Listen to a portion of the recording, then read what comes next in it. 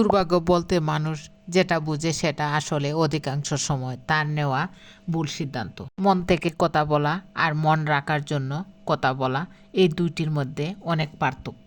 সীমাবদ্ধ ইনকামের মধ্যে যারা নিজেদের চাহিদাকে নিয়ন্ত্রণে রেখেছে পৃথিবীতে তারাই সুখী। বয়ে যাওয়া সময় পাল্টে যাওয়া তুমি প্রমাণিত আজ সময় কতটা দামি। শুকনো ডালটাও ফুল পাতাবিহীন বেঁচে থাকে, বসন্ত আসলে নতুন করে সাজবে বলে। আর তুমি মানুষ হয়ে এত সহজেই ভেঙে পড়ো। যতই চেষ্টা করি না কেন, কিছু মানুষের চোখে আমরা কখনোই ভালো হতে পারি না। আসলে তারা আমাদের মন থেকেই দেখতে পারে না। রাগ অভিমান করার পাশাপাশি ক্ষমা করাও শিখতে হয়, তাহলে ভালোবাসার সম্পর্কগুলো টিকে থাকে। যারা অন্যের সমস্যা সমাধান করতে পারে, কেন জানি তারা তাদের নিজেদের সমস্যারই কোনো সমাধান খুঁজে পান না। নিজের স্বপ্ন পূরণের রাস্তাটা নিজেকে তৈরি করে নিতে হবে। এই পৃথিবীতে কেউ আপনার জন্য 1 ইঞ্চি জায়গাও ছাড় দিবে না।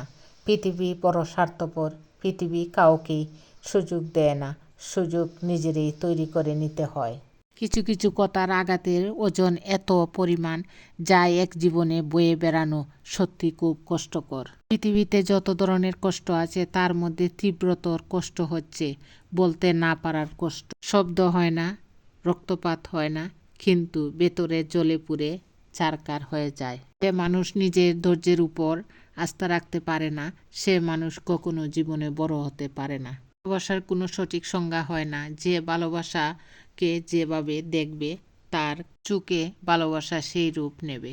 ঠিক যেমন জল যে পাত্রে রাখা হয় সেই পাত্রের আকার ধারণ করে। সাগরে অনেক ঢেউ থাকে, কিন্তু সব ঢেউ কিনারে আসতে পারে না। ঠিক তেমনি জীবনে অনেক বন্ধুই থাকতে পারে, কিন্তু সব বন্ধু মনের মতো হতে পারে না। মুখের ভাষা বোঝার জন্য সামান্য জ্ঞানই যথেষ্ট, তবে মনের ভাষা বোঝার জন্য অবশ্যই আরেকটা মন লাগে। আমরা আমাদের জীবনের অনেকটা সময় শুধু ভুল বুঝাবুঝিতেই কাটিয়ে দেই। স্বপ্ন দেখা বড্ড ভালো, আদার মনে রঙিন আলো, গুড় কাটলেই বোঝা যায় জীবনটা এত সহজ নয়। মন খারাপের সান্ত্বনা দেওয়ার মানুষগুলোই যখন মন খারাপের কারণ হয়, তখন কষ্টটা একটু বেশি হয়। জীবনটা যদি এতই আনন্দময় হতো, তাহলে পৃথিবীতে আসার সময় মানুষ কান্না করে আসতো না। পৃথিবীতে যে পরিবর্তন দেখতে চাও, আগে নিজের মধ্যে তা নিয়ে এসো। জীবনে অবশ্যই পরিবর্তনকে মেনে নিতে হবে, তবে তা হতে হবে নিয়ম হিসাবে, তোমার জীবনের নিয়ন্ত্রক হিসেবে নয়। কিছু পছন্দ না হলে তা পরিবর্তন করে ফেলো, আর তা না পারলে জিনিসটা সম্পর্কে তোমার ধারণা পরিবর্তন করো। হৃদয়ের মনোভাবে কিছুটা পরিবর্তন সব কিছুকে পরিবর্তন করে ফেলতে পারে। ধন্যবাদ সবাইকে। আসসালামু আলাইকুম।